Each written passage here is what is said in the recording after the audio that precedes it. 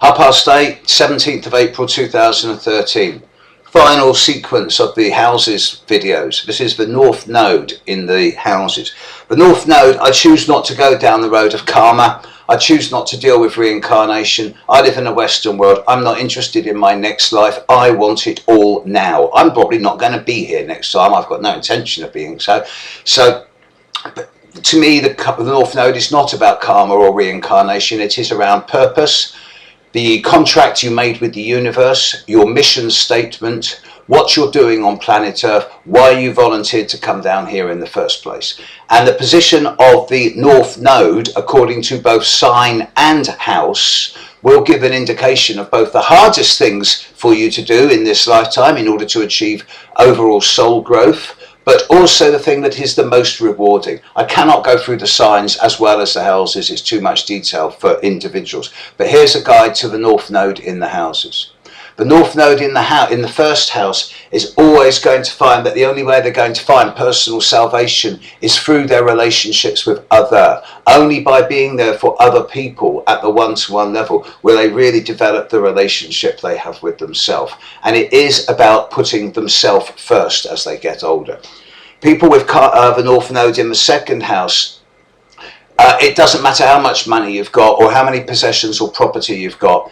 It's what really is of value, and I don't think that materials and resources are at the end of the day going to be that valuable to people with the North Node in the second house. It is of them considering themselves valuable in the eyes of others and finding value in themselves.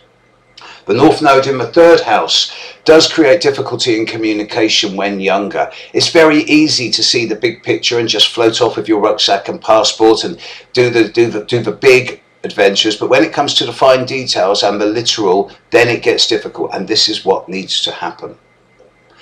North Node in the fourth house denotes a fear and a need for commitment in areas around residence, home and location. Often these people will become very successful in the outside world, only in later life to step back from the world and become much more successful as a parent or grandparent or nurturer or provider.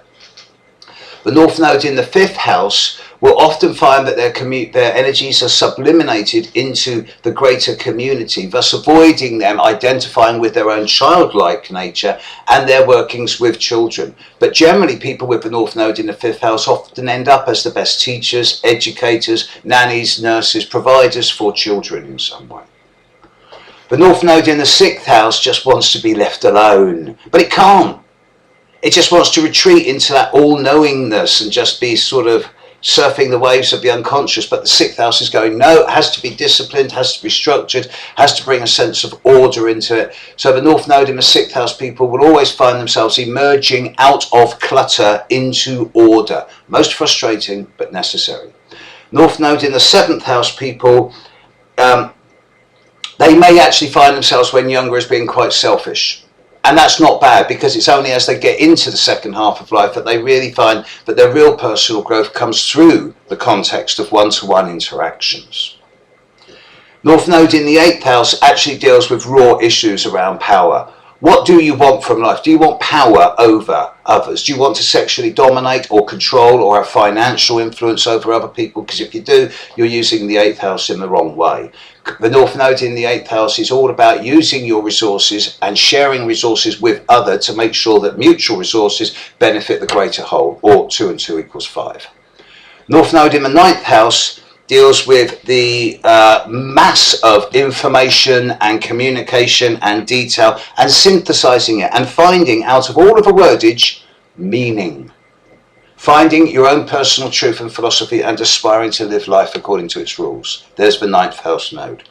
The 10th house node will do everything it can to stay at home and be the parent and look after family, and it's got lots of reasons why it can't be successful. But at the end of the day, it has to be out there in the world.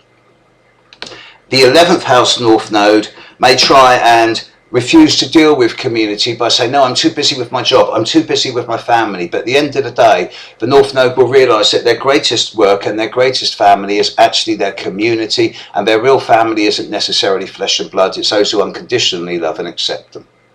And the 12th house North Node will start life being very functional, organised, competent, but then as they get older, they become more and more fluffy, easygoing, tolerant, flexible, mysterious, and may learn about dissolving into the unity with the universe. They dissolve and become part of the universe. And it is that search for universal truth that 12th house North Node people aspire to.